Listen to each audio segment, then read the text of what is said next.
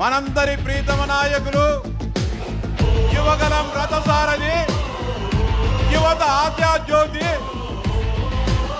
ఈ రాష్ట్రాన్ని సమూల మార్పులు చేయడానికి విశేషంగా కృషి చేస్తున్న మన యువ నాయకులు మన ప్రీతమ యువనేత తెలుగుదేశం పార్టీ కార్యనిర్వాహక అధ్యక్షులు శ్రీ నారా లోకేష్ గారికి స్వాగతం సుస్వాగతం.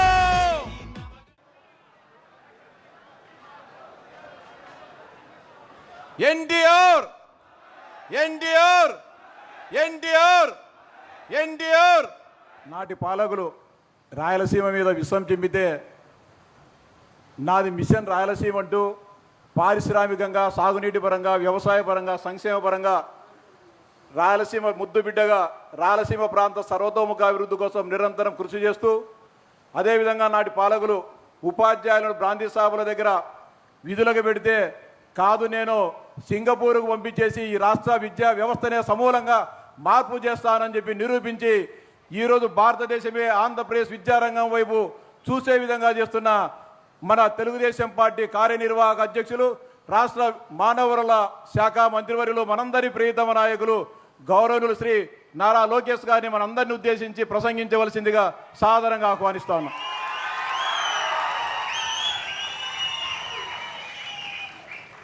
జై తెలుగుదేశం, జై తెలుగుదేశం.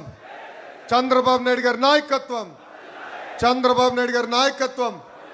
జోహార్ అన్న ఎన్టీఆర్, జోహార్ అన్న ఎన్టీఆర్. ఈరోజు వేదిక పైన మేమందరం కూర్చోగలుగుతున్నామంటే దాని వెనకాల వేదిక ముందలున్న తెలుగుదేశం పార్టీ కార్యకర్తల కష్టం చెమట ఉంది. ఎన్ని రకాలుగా ఇబ్బంది పెట్టినా ఎత్తిన పసుపు జెండా దించకుండా మడిమ తిప్పకుండా తెలుగుదేశం పార్టీకి కాపలా కాసింది తెలుగుదేశం పార్టీ కార్యకర్తలే. మీకు ఎంత చేసినా మీ రుణం నేను తీర్చుకోలేను. ఆనాడు యువగలం పాదయాత్రలో నేను ఇదే గడ్డపై పాదయాత్ర చేస్తే ఆనాటి పాలకులు నా పైన కోడిగుడ్లు విసిరేశారు. అయినా కార్యకర్తలు ఒకే ఒక మాట చెప్పారు, తగ్గేదే లేదు, ముందరికి నడుద్దామని. అడుగడుగున ఇబ్బంది పెట్టాలని ప్రయత్నించారు, కానీ మనం భయపడలేదు. మీ లోకేష్ యువగల పాదయాత్ర ఆపేదానికి ప్రయత్నించారు. ఆనాడు GO1 తీసుకొస్తే మడిచి ఎక్కడ పెడతావు పెట్టుకోపో, ఈ యువగలం పాదయాత్ర ఆగద్దని చెప్పా. ఎప్పుడూ ఊహించిన విధంగా 175 స్థానాల్లో మనం పోటీ చేస్తే 164 స్థానాలు మనం కైవసం చేసుకుంటాం జరిగింది. అంతేకాదు దేవుడి గడప కడప గడ్డ. కడప జిల్లా అనేది తెలుగుదేశం పార్టీ కంచుకోటలాగా ఉండేది. అలాంటిది సుమారుగా 2 ఎన్నికలు మనం ఇబ్బంది పడ్డాం. కానీ తిరిగి మీ అందరి శ్రమతో తెలుగుదేశం పార్టీ కంచుకోటగా కడప జిల్లాని తీర్చిదిద్దాం. ప్రొద్దుటూరు అంటేనే చాలా పవర్ఫుల్. ఇక్కడ ప్రజలు ఎంత గట్టిగా ఉంటారో అంత గట్టిగానే మా పసుపు సైన్యం కూడా ఉంటుంది. సీతారాములు నివసించిన పవిత్రమైన భూమి మన ప్రొద్దుటూరు. కనికా పరమేశ్వరి ఆలయం, శోషమల్లి దర్గా, RCM చర్చ్ ఉన్న పుణ్యభూమి మన ప్రొద్దుటూరు. ప్రొద్దుటూరుని మినీ ముంబై అంటారు. ఎందుకంటే వ్యాపారంలో మీరు అమ్మ స్పీడు, మీ బ్లడ్లోనే వ్యాపారం ఉంటుంది. నేను అనేక సార్లు చెప్పా, రాష్ట్ర ఎన్నికలు మొత్తం ఫండింగ్ ఒక ప్రొద్దుటూరు నియోజకవర్గం చేయగలుగుతుంది. అబ్బా, ఏకంగా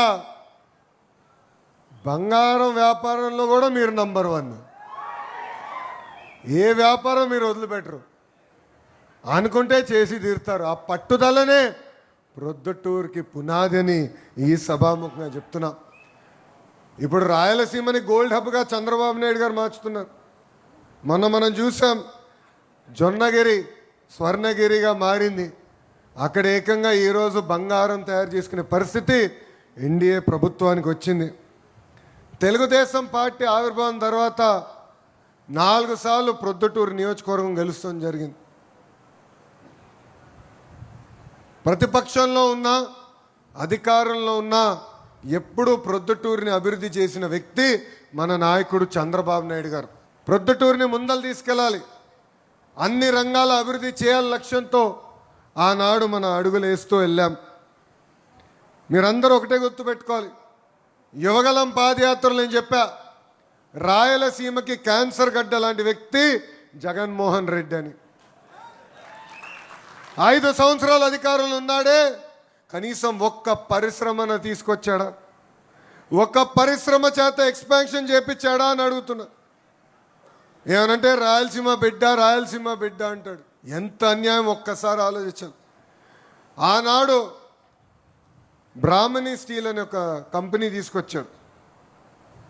ఆ కంపెనీకి సుమారుగా 11,000 ఎకరాలు 18,000 రూపాయలకి ఇచ్చారు. ఇంకొక 3,000 ఎకరాలు 25,000 రూపాయలకి ఆ కంపెనీకి ఇచ్చారు. ఆనాడు మనందరికీ సినిమా చూపించారు. ఆ ఉక్కు ఫ్యాక్టరీ వల్ల 10,000 మందికి ఉద్యోగాలు, ఇండైరెక్ట్గా 1,00,000 మందికి ఉద్యోగాలు వస్తుందని. ఆ ఫ్యాక్టరీ వస్తుంది కనుక ఒబ్బలాపురం గన్లు కూడా ఇస్తున్నామని ఆనాడు చెప్పారు. గన్నులు దవ్వుకున్నారు. కంపెనీ పేరు కూడా రెడ్ గోల్డ్ అని పేరు పెట్టారు. డబ్బులంతా విదేశాలకు పంపించేశారు. ఏకంగా ఒక దొంగ పేపర్ ఉంది, పేపర్ పేరేంటి, దొంగ పేపర్ పేరేంటి, సాక్షిలో కూడా పెట్టుబడి పెట్టారు. అంటే ఎంత అన్యాయమో చూడండి. 14,000 ఎకరాలు ఇచ్చారు. ఒక్క పరిశ్రమను వచ్చిందా? ఒక్కరికైనా ఉద్యోగం వచ్చిందా? స్టీల్ బయటికి వచ్చిందా అని అడుగుతున్నాం.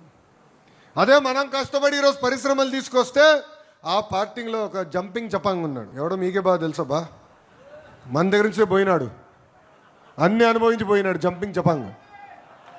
అక్కడికి వెళ్ళి పెద్ద మాటలు మాడుతున్నాడు.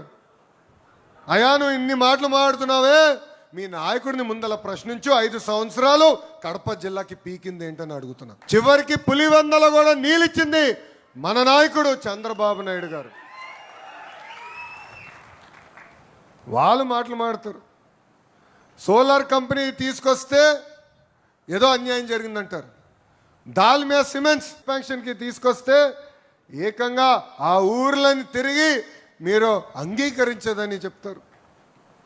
ఇన్ఫ్యాక్ట్ అదే నాయకులు అధికారంలో ఉన్నప్పుడు ఆ ఫ్యాక్టరీకి లీగల్ నోటీస్ పంపించి ఎందుకు మిమ్మల్ని మూయకూడదని కూడా నోటీస్ ఇష్యూ చేశారు. అడిగాను ఆ కంపెనీ యజమాని, ఎందుకు వచ్చింది అబ్బా నీకు లీగల్ నోటీస్ అంటే, నెల మామూలు పంపించమన్నారు, నేను ఇవ్వనని చెప్పాను, అందుకే నాకు లీగల్ నోటీస్ ఇచ్చారబ్బా అని చెప్పాడు. అంటే ఒక కంపెనీని తరిమేసేదానికి ఎన్ని రకాలుగా ప్రయత్నించారో ఇది ఇక్కడున్న కడప ప్రజలందరూ ఒక్కసారి గమనించాలి. అదే మన ముఖ్యమంత్రి చంద్రబాబు నాయుడు గారు 4వ ప్రమాణ స్వీకారం చేసిన వెంటనే ఏకంగా జేఎస్డబ్ల్యూ పనులు పరిగెత్తిస్తున్నాం. ఎస్ఏఎల్ ద్వారా ఈరోజు సోలార్ విద్యుత్ తయారు చేసే పరిశ్రమను తీసుకొచ్చాం. అంతేకాదు ఇప్పుడు దాల్మియా సిమెంట్స్, స్మార్ట్ కిచెన్స్, ఇక ఐటీలో కూడా పెద్ద ఎత్తున యువకుల్ని ప్రోత్సహించేదానికి స్టార్టప్ సెంటర్ కూడా ఏర్పాటు చేసింది ఈ కూటమి ప్రభుత్వం. ఇక్కడితోనే ఆగం. కడప జిల్లాకి పరిశ్రమలు తీసుకొస్తాం.